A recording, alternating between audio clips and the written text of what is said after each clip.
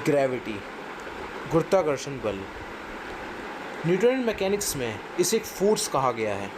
जब किसी भी दो ऑब्जेक्ट, जैसे अगर मैं यहाँ पर स्मॉल एम लिख दूँ और यहाँ पर मैं कैपिटल एम लिख दूँ, तो इनके जो सेंटर ऑफ मास को जो लाइन जॉइन करने वाली होगी उसमें ये एक दूसरे को फोर्स लगाएंगे, वो भी इक्वल एंड अपोजिट, जिसका सर आइजैक न्यूटन ने फॉर्मूला भी दिया था, जो कि था ये। बेसिकली ये वो फॉर्मूला था जो उन्होंने दिया था। लेकिन आज की इस वीडियो में हम बात करेंगे कि एक्चुअली में ग्रेविटी क्या है। बहुत सारे यूट्यूबर्स बहुत बड़ी बड़ी वीडियोस बना रहे हैं, अच्छी अच्छी वीडियोस भी बना रहे हैं, और वो भी ये चीज़ बता रहे हैं कि ग्रेविटी क्या है। और आज हम आपको ये बताएंगे कि बहुत सारे यूट्यूबर्स बहुत ज़्यादा गलतियां कर रहे हैं।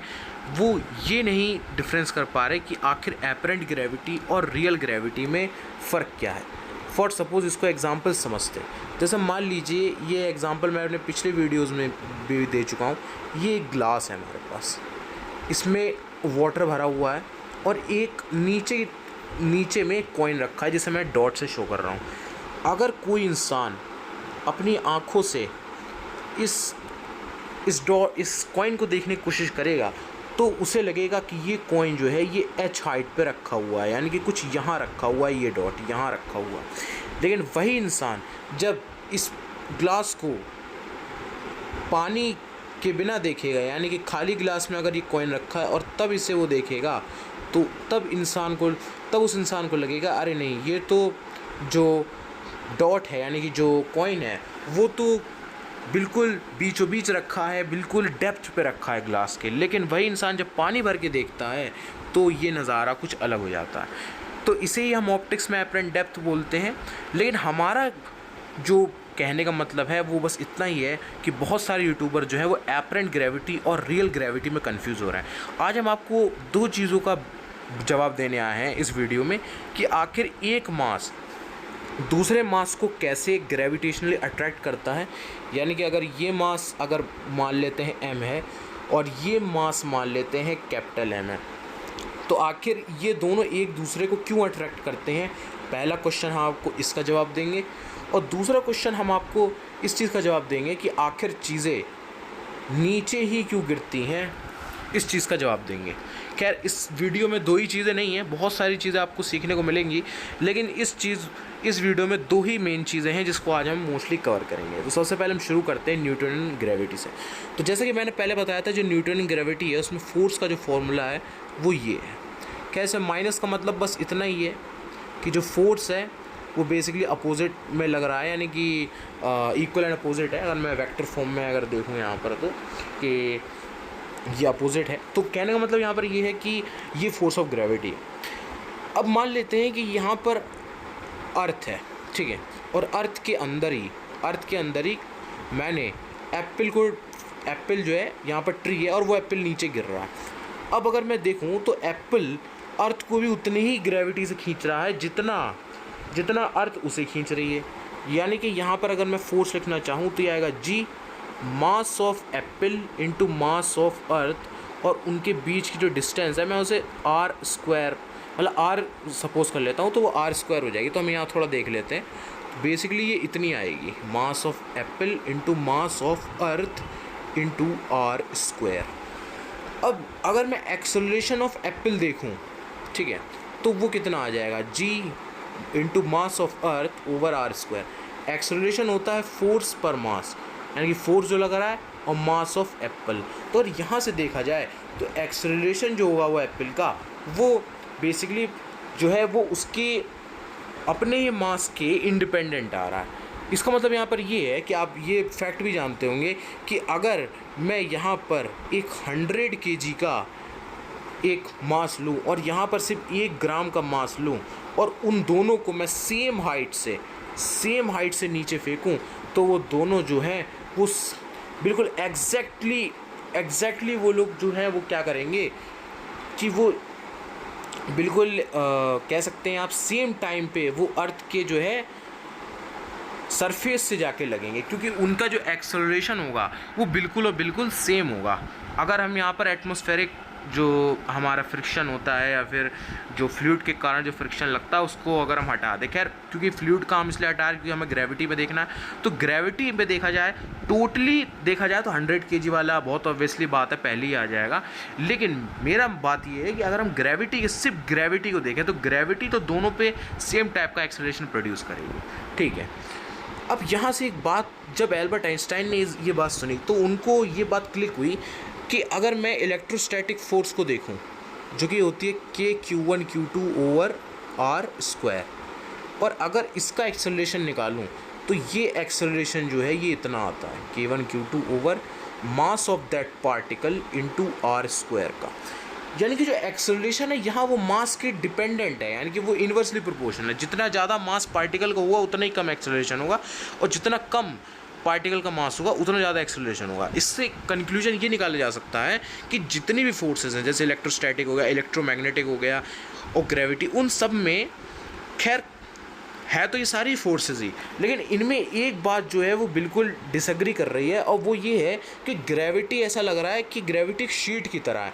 जैसे मान ली एक चादर बिछी हुई है और उस चादर में एक बड़ा वाला मास भी है और एक छोटा पॉइंट मास भी है, और क्योंकि वो दोनों यूनिवर्स में एक ही चादर पे चल रहे हैं, और उस चादर जो है वो एक ऐसी चादर है जो बिल्कुल और बिल्कुल ना तो उसमें फ्रिक्शन है ना कुछ, वो बल्कि एक ही टाइप के एक्सेलरेशन को प्रोड्यूस कर रही है। क्योंकि अगर हम देखें तो इलेक्ट्रोस्टैटिक फोर्स हो गया, इलेक्ट्रोमैग्नेटिक फोर्स हो गया, ये सारी फोर्सेस मास पे डिपेंड करती हैं, पर ग्रेविटी एक मात्र ऐसी फोर्स है जो मास पे डिपेंड ही नहीं करती। अगर आप किसी बड़ी बिल्डिंग से एक कॉटन का टुकड़ा और 1000 kg का मास एक साथ फेंकेंगे और वहाँ पर अगर हम ऐसे प्लैनेट पे परफॉर्म करें जहाँ एटमॉस्फेयर और कुछ ना हो, तो वो दोनों एक ही टाइम पे अगर मान लेते हैं वो 1 मिनट के बाद नीचे जा रही है, 1 मिनट तो खैर बहुत ज़्यादा समय, मान लेते 10 सेकंड या 15 सेकंड के बाद नीचे आ रही है, तो 15 सेकंड के बाद दोनों जो चीज़ें होंगी वो ग्राउंड पे एक साथ टच करेंगे। अब हम थोड़ा सा जनरल रिलेटिविटी की बात कर लेते हैं कि जनरल रिलेटिविटी का आइडिया कैसा है। तो खैर आपने तो सुना ही होगा कि जैसे अगर हम न्यूटन ग्रेविटी के अनुसार देखें तो एल्बर्ट आइंस्टाइन को यहाँ से ऐसा आइडिया आता था एल्बर्ट आइंस्टाइन को कि अगर हम एक सन को पूरी तरह डिसअपीयर करवा दें तो जो फोर्स ऑफ ग्रेविटी जो होगी वो तुरंत ज़ीरो हो जाएगी। यानी कि जो अर्थ है, यानी कि जो अगर ये मान लेते हैं ये सन है और यहाँ पर ये इसको ऑर्बिट करती हुए मान लेते हैं अर्थ है, अगर ये एकदम से सन जो है वो एकदम से डिसअपीयर हो जाए, मान लेते हैं बिल्कुल डिसअपीयर हो जाए, तो अर्थ जो है पूरी तरीके से वो यहाँ से बाहर निकल जाएगी। लेकिन अर्थ और सन की कुछ फाइनाइट डिस्टेंस है और ये स्पेशल थ्योरी ऑफ रिलेटिविटी को वॉलेट कर रही थी, क्योंकि हम जानते हैं कि इंफॉर्मेशन की सबसे ज़्यादा फास्टेस्ट जो स्पीड है वो स्पीड ऑफ लाइट है। उससे ज़्यादा ना तो उसके बराबर, मतलब उसके बराबर तो हो सकती है, लेकिन उससे ज़्यादा इंफॉर्मेशन तेज जो है वो कहीं पर भी पूरे यूनिवर्स में नहीं फैल सकती। तो यहाँ पर इसको वॉलेट कर रहा था और फिर यहीं से general theory of relativity start हुई, जिसमें ग्रेविटी और स्पेशल रिलेटिविटी को मिक्स कर दिया, जिसमें ग्रेविटी को स्पेशल थ्योरी रिलेटिविटी से मिक्स कर दिया। अब हम बात करते हैं आखिर ये आइडिया कहाँ से आया कि मास भी स्पेस टाइम को कर देता है।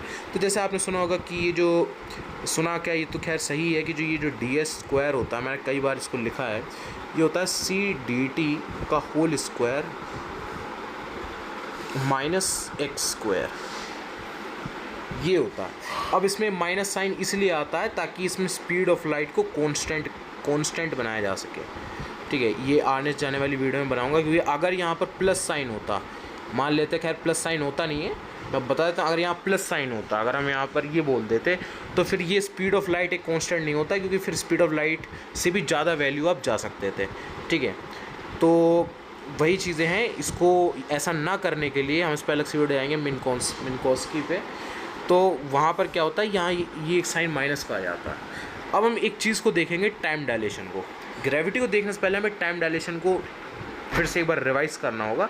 तो पहला हमारा टॉपिक ये कि आखिर कैसे कोई मास एक दूसरे को अट्रैक्ट कर लेता है।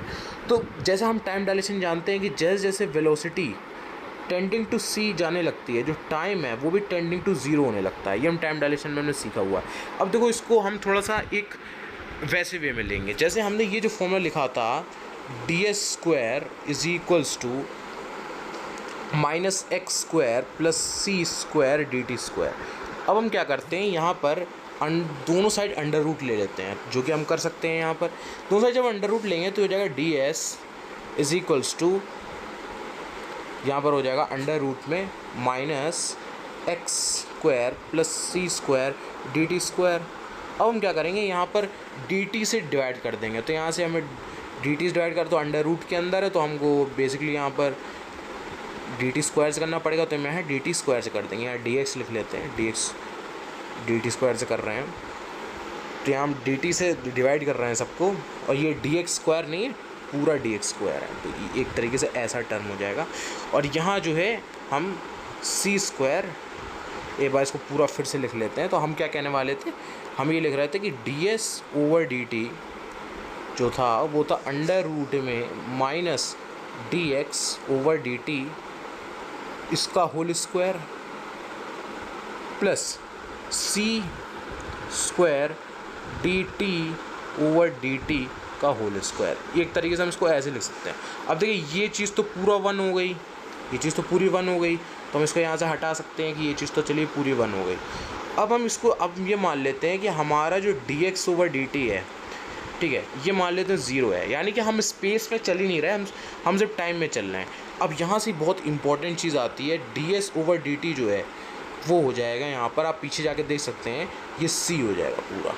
इसका मतलब यहाँ पर ये है कि अगर मैं स्पेस में ना चलूँ, मेरी बात ध्यान से सुनिएगा, अगर मैं स्पेस में ना चलूँ, मतलब कि मेरा जो है delta x over delta t, delta y over delta t और delta z over delta t, इन सब में मैं ज़ीरो हूँ, यानी कि मेरी वेलोसिटी जो है हर एक कोऑर्डिनेट के फ्रेम ऑफ रेफरेंस से 0 है, यानी कि मैं किसी कोऑर्डिनेट में नहीं चल रहा हूँ, ना एक्स में, ना वाई में, ना जेड में, तो मैं रेस्ट में हूँ।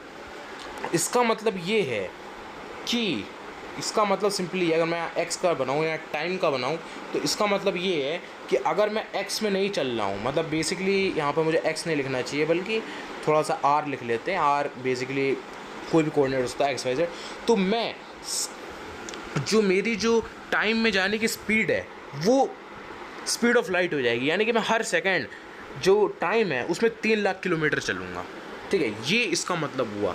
अब यहाँ से पता भी चल रहा है, यानी कि अगर मैं यहाँ पर आर को बिल्कुल ज़ीरो कर दूँ, मतलब बेसिकली मैं आर को ज़ीरो नहीं, मतलब स्पीड, अगर मैं यहाँ पर अपनी डिस्टेंस में स्पीड को ज़ीरो कर दूँ, तो मेरी जो टाइम की स्पीड है वो स्पीड ऑफ लाइट हो जाएगी। और ऐसा ही अगर मैं काम उल्टा कर दूँ, अगर मैं अपनी टाइम में स्पीड ज़ीरो कर दूं, अगर मैं अपनी D t over d tau में, मतलब समय की स्पीड अगर मैं ज़ीरो कर दूं, तो मेरा जो D R by D T हो जाएगा वो स्पीड ऑफ लाइट हो जाएगा। इसको आप देख भी सकते हैं, तो इसको देखा भी जा सकता है, इसको देखा भी जा सकता है, जैसे अगर मैं ये होता भी है, मतलब अगर मैं यहाँ पर टाइम कोऑर्डिनेट बना दूँ और यहाँ पर मैं आर कोऑर्डिनेट बना दूँ, तो अगर कोई delta R over delta T को लाइट की स्पीड से चलेगा, तो उसकी delta T over delta tau में, यानी कि टाइम में जो स्पीड होगी वो 0 हो जाएगी। और ऐसा होता भी है, हम जानते हैं कि जो एक फोटोन होता है, लाइट का फोटोन, वो स्पीड ऑफ लाइट से चलता है। सॉरी, मैं यहाँ थोड़ा गलत लिख दिया, delta R by delta T जो होगा वो स्पीड ऑफ लाइट होगा। हाँ, यहाँ अगर ये स्पीड ऑफ लाइट हो, मतलब एक फोटोन बिल्कुल भी टाइम महसूस नहीं करता है, इसको आप देख सकते हैं यहाँ पर। यानी कि बेसिकली अगर मैं इसको ग्राफ में बनाता हूँ, पूरी तरीके से ग्राफ में बनाता हूँ, तो पता है क्या आता है, ये कुछ ऐसा आता है, ये सर्कल आता है, ये थोड़ा सर्कल थोड़ा वैसा बन गया थोड़ा सा, ये मुझे कोऑर्डिनेट थोड़ा वैसे बनाना चाहिए। एक बार मैं सर्कल बना देता हूँ पूरा, ये कुछ इस तरीके से आता है, ठीक है। यहाँ पर ये आर, यहाँ पर टाइम आएगा, यहाँ पर आएगी आर और यहाँ पर आएगा टाइम, और ये जो इसकी रेडियस हो जाएगी, ये रेडियस हो जाएगी स्पीड ऑफ लाइट। यानी कि एक चीज़ मैं कंक्लूड यहाँ पर हम एक चीज़ से कंक्लूजन निकाल सकते हैं कि आपको 2 स्पीड दी गई हैं, या तो आप स्पेस की स्पीड में चल सकते हैं या तो हम टाइम की स्पीड में चल सकते हैं, और दोनों की जो स्पीड का सम है, यानी कि दोनों स्पीड का जो रिजल्टेंट है वो स्पीड ऑफ लाइट है। यानी कि अगर आप स्पेस में बहुत ज़्यादा स्पीड से चलते हैं तो आपकी समय के चलने की जो स्पीड होगी वो कम हो जाएगी। यदि अगर आप समय में बहुत तेज़ी से मूव करते हैं तो आपकी जो यहाँ पर D R by D T है, जो डिस्टेंस में चलने की जो स्पीड है वो कम हो जाएगी। तो यहाँ से हम इस बात को कंक्लूजन कर सकते हैं। ऐसे जनरल रिलेटिविटी में अगर हम बात करते हैं जनरल रिलेटिविटी में तो जनरल रिलेटिविटी में एक टर्म आता है जो कि होता है ये minus D t over d tau का होल स्क्वायर, ठीक है, ये स्पीड है टाइम में, plus D R over d tau का होल स्क्वायर, और ये पूरा -1 के इक्वल होता है। क्योंकि अभी हमने वो स्पेशल रिलेटिविटी में हम देख रहे थे, और जैसी स्पेशल रिलेटिविटी में दोनों का जो सम था, दोनों का जो रिजल्टेंट था वो स्पीड ऑफ लाइट के इक्वल था, ऐसा यहाँ पर डेरिवेशन से जनरल रिलेटिविटी में ये -1 के इक्वल होता है। कहने का मतलब यहाँ पर ये है कि जैसे काइनेमेटिक्स में आप देख रहे थे कि अगर delta x over delta T बढ़ेगा, तो मतलब डिस्टेंस में अगर आपकी स्पीड बढ़ेगी तो आपकी स्पीड जो समय में जो आपकी स्पीड होगी वो कम हो जाएगी। यही है, इसे ही हम बोलते हैं टाइम डायलेशन, और टाइम डायलेशन में भी काइनेमेटिकल टाइम डायलेशन। ऐसी ग्रेविटेशन टाइम डायलेशन भी है, बिल्कुल टिटू ग्रेविटेशन टाइम डायलेशन है। जब मास जो होता है वो स्पेस टाइम को कर्व कर देता है, तो जो एक पार्टिकल होता है वो स्पेस टाइम में एक्सेलरेट होने लगता है। अभी एक्सेलरेट क्यों होता है? क्योंकि स्पेस टाइम कर्व हो गया। स्पेस टाइम का कर्व होने का मतलब यहाँ पर ये है कि यहाँ पर टाइम भी कर्व है, और टाइम का कर्व होने का मतलब ये है कि यहाँ पर टाइम कम है। जैसे अगर मैं इसको टी डैश बोल दूँ, इसे टी डबल डैश बोल दूँ, तो जो टी डबल डैश है, और मतलब कि ये जो डबल टी डैश है, एक मिनट ज़रा इसको अच्छी तरह लिख लेता हूँ मैं, ये जो टी डबल डैश है ये ज़्यादा होगा टी डैश, यानी कि ये टाइम कम होता चला जाएगा, क्योंकि ये स्पेस टाइम है ये अपने आप में कर्व हो चुका है। यानी कि यहाँ पर टाइम जो है वो हर जगह सेम नहीं है। आप खुद बताइए कि कर्वेचर में टाइम हमेशा सेम कैसे हो सकता है। मैंने एक वीडियो बनाई थी कि स्पेस टाइम को कैसे कर्व करता है। क्या थोड़ा सा इसमें और मैं बता देता हूँ कि क्यों कर्व कर देता है। ये इस वजह से कर्व करता है बेसिकली, जैसे आप ये मानिए ग्रेविटेशन टाइम डायलेशन है, तो जैसे कि अगर हम एक बिल्डिंग पे एक्सपेरिमेंट करें, अगर मान लेते हैं एक बिल्डिंग पे एक्सपेरिमेंट करें और हम हर 5 सेकंड में एक फ़ोटोन भेजें, मतलब एक फ़ोटोन मैंने भेजा।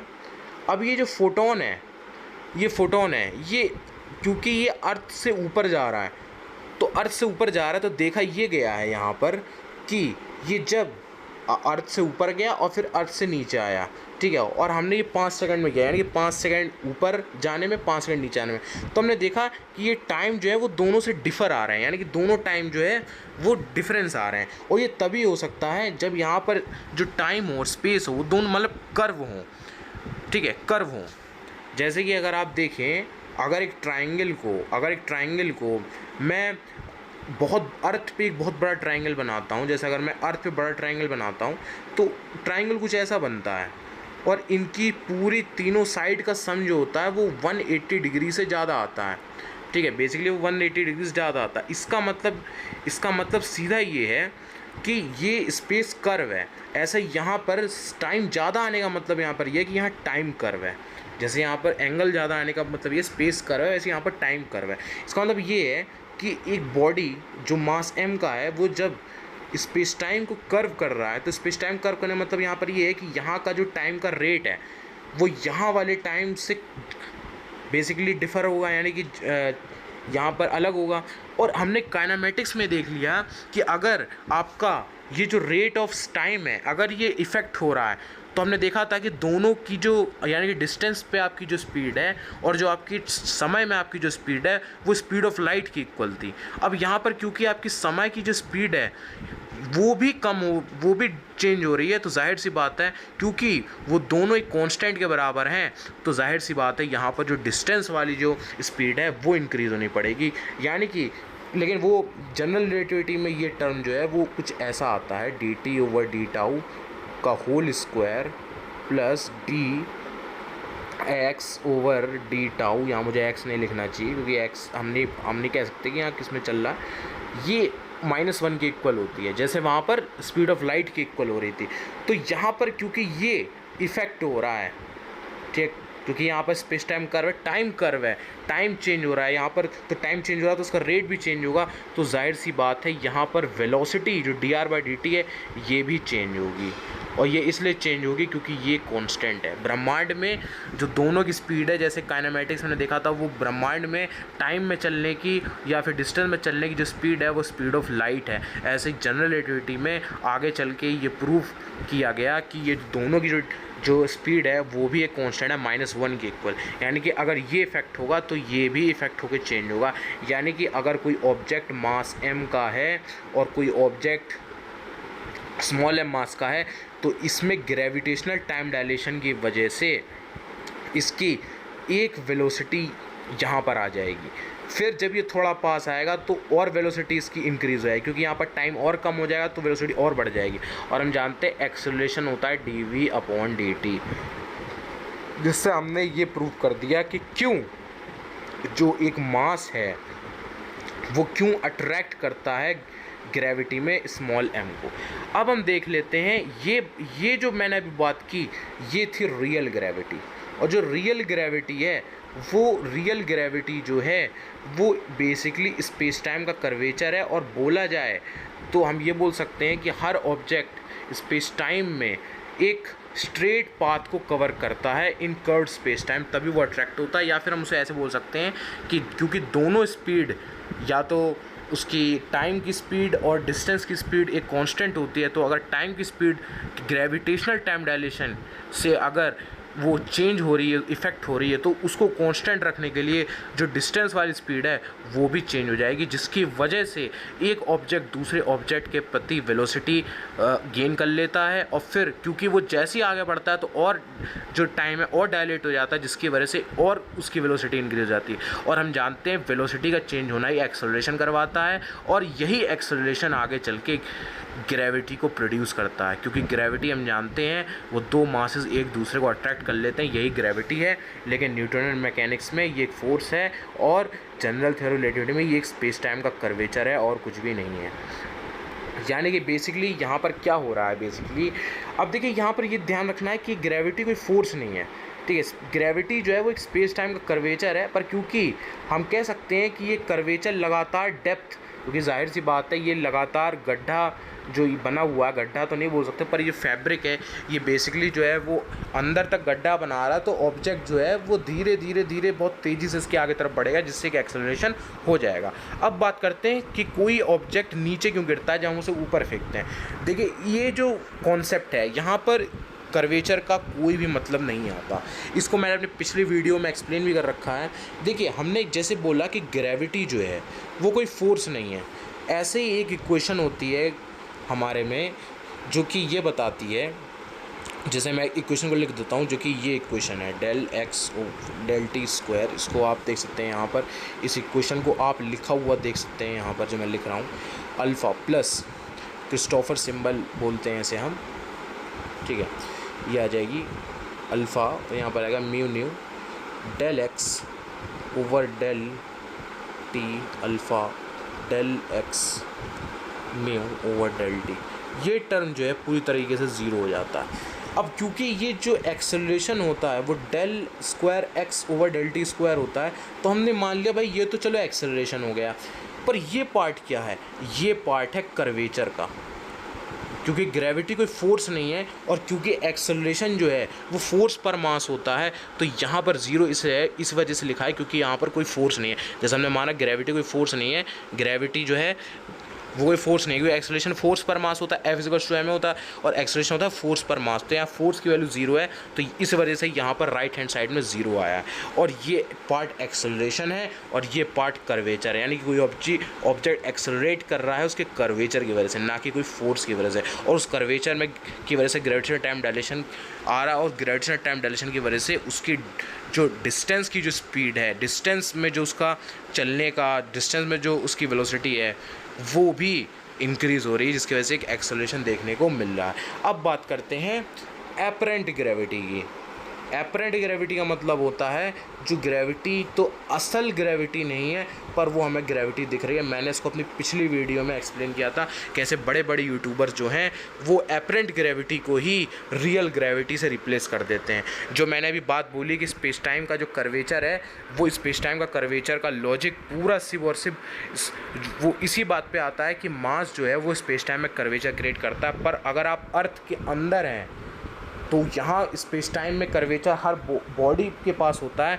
पर क्योंकि एक चीज़ मैं और बता दूँ, यहाँ पर एक इक्वेशन आपने पढ़ी होगी, ये इक्वेशन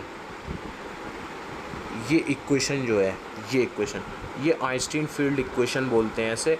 और ये बेसिकली ये बताता है हमको कि ये ऑब्जेक्ट ये जो पूरा है ये पाथ ये कर्वेचर कितना होगा और ये जो है ये स्ट्रेस एनर्जी टेंसर ये बताता है कि एनर्जी का अमाउंट कितना, यानी कि कितना एनर्जी से कितना कर्वेचर आ सके। और अगर आप इसको कैलकुलेट करते हैं तो आपको जान के हैरानी लगी कि 2.047 इंटू 10⁻⁻43 के अराउंड या ऐसे कुछ होता है पर न्यूटन, यानी कि 1 न्यूटन इतना कर्वेचर क्रिएट करता है। तभी दोस्तों बड़े बड़े मास जो होते हैं जैसे अर्थ के मास के वही स्पेस टाइम में कर्वेचर ले आ पाते हैं। तो सोचिए अर्थ के अंदर ऐसा कोई मास है क्या जो इतना बड़ा कर्वेचर ले आएगा, यानी कि अर्थ के अंदर अब आप देखिएगा अर्थ के अंदर अगर मैं ले आऊँ, ये अर्थ है ये ग्राउंड है और अर्थ के ऊपर अगर आप कोई भी चीज़ फेंकते हैं तो इस वजह से नीचे नहीं आती कि यहाँ कर्वेचर है। कर्वेचर किसका है? कर्वेचर तो स्पेस के बाहर है, बिल्कुल स्पेस के जो एंड्स में कर्वेचर आ रहा है। यहाँ कर्वेचर नहीं है बल्कि यहाँ वो इस वजह से नीचे आ रहा है क्योंकि जो ग्राउंड है वो खुद एक्सेलरेट कर रहा है 9.8 मीटर पर सेकंड स्क्वायर से, ये इसकी वजह से एक्सेलरेट कर रहा है। अभी क्यों एक्सेलरेट कर रहा है इसको थोड़ा सा देख लेते हैं। होता क्या है इसको समझने के लिए हमें इक्विवेलेंस प्रिंसिपल को समझना होगा। जैसे मान लीजिए मैंने एक रॉकेट ले लिया और ये रॉकेट जो है बेसिकली अभी हम जो है रॉकेट में के अंदर एक इंसान बैठा हुआ है और ये इंसान अगर ए की वैल्यू जी से मूव करे ऊपर की तरफ और कोई इंसान अगर अर्थ पे एक मास m रख दिया जाए तो ये दोनों ही इक्वल हैं, क्योंकि ये दोनों इसी इक्वल की वजह से इसे इक्विवेलेंस प्रिंसिपल बोलते हैं। खैर मैंने अपने पिछली वीडियो में ज़्यादा अच्छी तरह कवर किया था, तो अगर आपको वहाँ डेप्थ में देखना है कि अर्थ कैसे अर्थ मतलब कोई ऑब्जेक्ट हम नीचे फेंकें तो वो नीचे नहीं आता बल्कि अर्थ ऊपर आती है, तो आपको वो वाला वीडियो देखना चाहिए। पर मैं बता देता कि मुझे ग्रेविटी के बारे में सब कुछ एक्सप्लेन करना है तो इस वजह से मैं आपको बता रहा हूँ कि आखिर ऐसा होता क्या है। ऊपर से बता देता हूँ मैं कि मान लेते हैं एक रॉकेट है, ठीक है।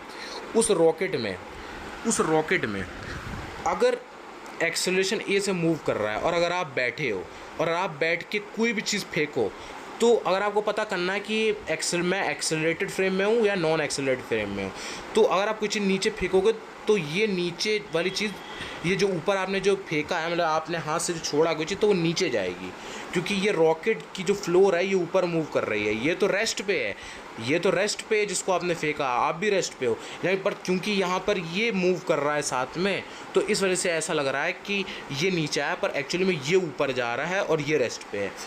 अब इसको एक बार करने के लिए जैसे मान लेते हैं अगर आप इसको एक और टेस्ट से आप पता कर सकते हो। अगर आप यहाँ पर एक स्प्रिंग लगा दो, ऐसा टाइप का स्प्रिंग, ऐसा एक स्प्रिंग लगा दो तो अगर ये ए एक्सेलरेशन से मूव कर रहा है तो ये जो स्प्रिंग है ये थोड़ा सा ऐसा हो जाएगा, यानी कि पहले मतलब अगर ये रेस्ट मान लेते हैं ये रेस्ट पे है, अगर ये रेस्ट पे है तो अगर आप इसे एक्सेलरेट करवाओगे तो ये थोड़ा सा कॉन्ट्रैक्ट हो जाएगा, ये ऐसा हो जाएगा थोड़ा सा।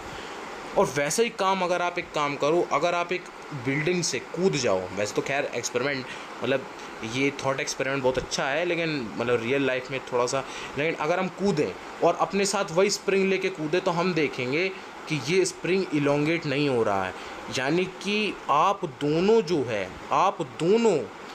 दोनों इनर्शियल फ्रेम में हो, यानी कि आप दोनों ही रेस्ट पे हो। और जो ग्राउंड है जो बेसिकली जो ग्राउंड है जैसे वहाँ पर जो रॉकेट था वो एक्सेलरेट कर रहा था तो वैसे यहाँ पर ग्राउंड एक्सेलरेट कर रहा है 9.8 मीटर पर सेकंड स्क्वायर से।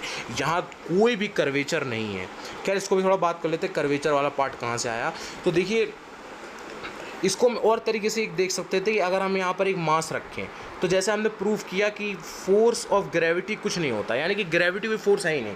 तो हम इसको इक्विलिब्रियम एक बार इसको हम देखें तो यहाँ पर इस पर फोर्स mg लगता था न्यूटोनियन मैकेनिक्स में और नॉर्मल रिएक्शन लगता था। लेकिन हमने माना कि हमने प्रूव करा कि फोर्स ऑफ ग्रेविटी का मतलब जीआर में तो प्रूव हो चुका है कि ग्रेविटी कोई फोर्स है नहीं, वो तो स्पेस टाइम का कर्वेचर है।